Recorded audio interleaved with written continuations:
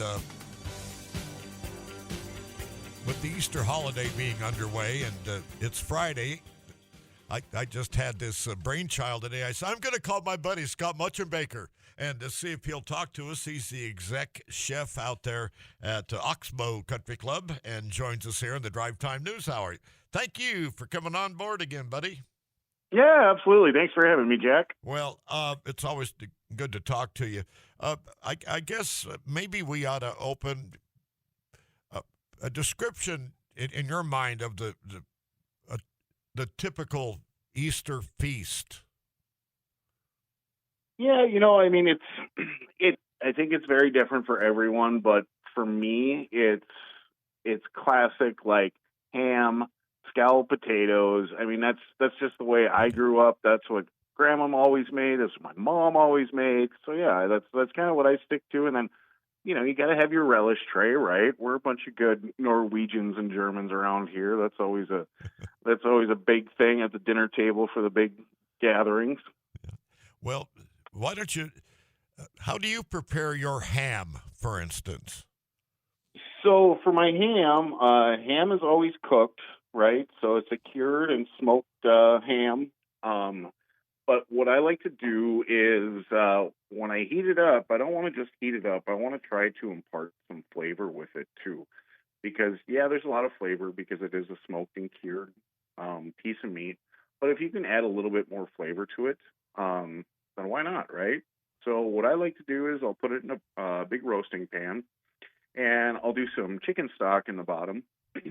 I'll do some star anise, a couple cinnamon sticks, a little bit of pineapple juice, and some fresh thyme. And then I like to throw some whole grain mustard in there. And then I'll roast this off at about 350 degrees. You don't necessarily need to bring this all the way up to an internal temperature of 165 because, again, it is already cooked. Oh, yeah. So, bring it up to about 140 degrees. And then once you remove the ham, then you have those nice juices because you're going to render some fat out of the ham, and that's going to mix in with your juices. So it's all going to be really, really flavorful. And so now what you can do is you can strain that juice that was in the bottom of that pan, and then thicken that with a roux, and you have a really, really nice sauce to go with your ham. All right. And what other condiments? You mentioned scalloped potatoes. Yeah. Do you have any tips for us on your preparation or something extra we might add? Yeah, unfortunately, I grew up on the box scalloped potatoes and the box au gratins, and those have a place, and they had a place in my life. And if you want to use the box, then use the box. But if you want to use, fresh potatoes and make your own sauce and everything, what I would do is I would actually, I think a lot of people like to just put raw potatoes in with the sauce and then cook it that way. That it can work, but it doesn't yield what I think could potentially be a really, really good au gratin or scalloped potato. So actually boil your potatoes off ahead of time, but cook them kind of al dente, right? Yeah. So they're about 3/4 to 7/8 cooked, whatever. And then mix in your sauce with your potatoes and then bake that off. And, the more cheese, the better. That's what I always say, I guess. Yeah.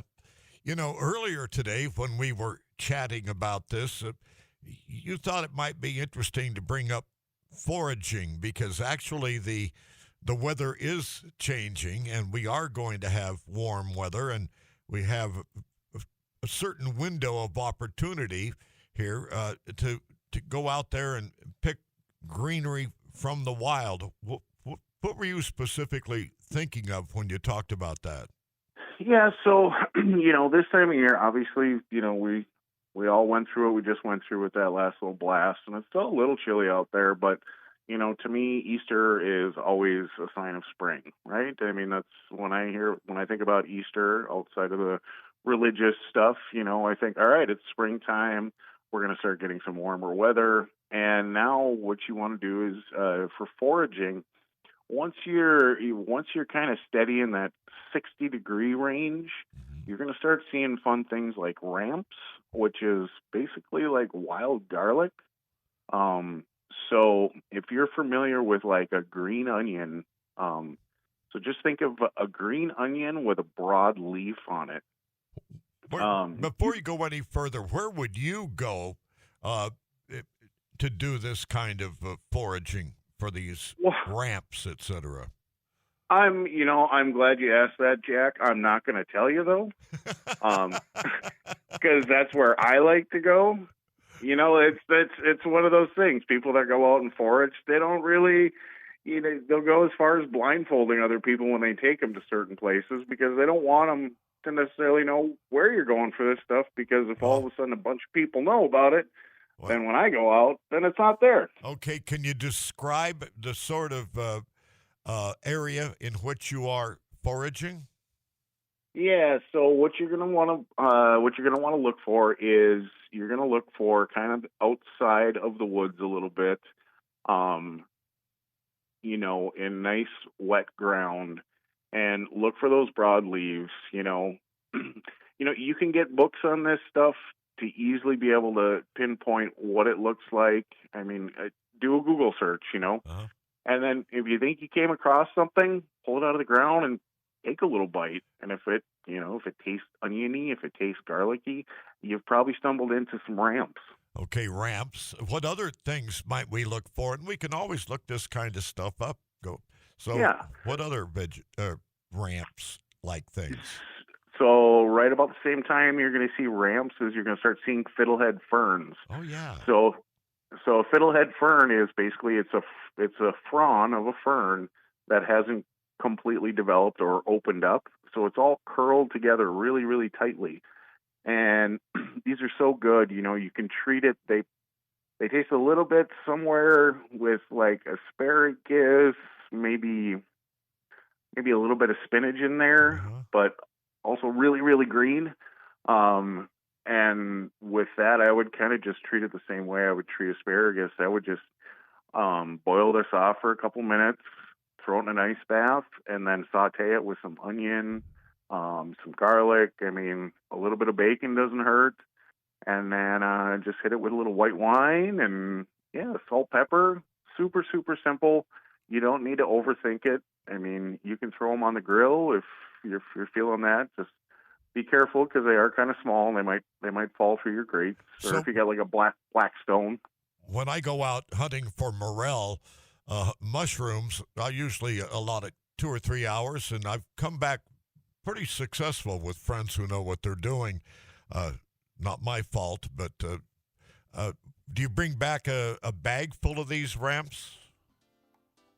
Yeah, I mean it all depends upon if you're having good luck or not. I mean, Yeah. you can stumble across a bunch of them, or you might just come across a few of them. I mean, it's all kind of luck of the draw, And the thing about foraging is you're typically not the only person out there doing it. So Okay.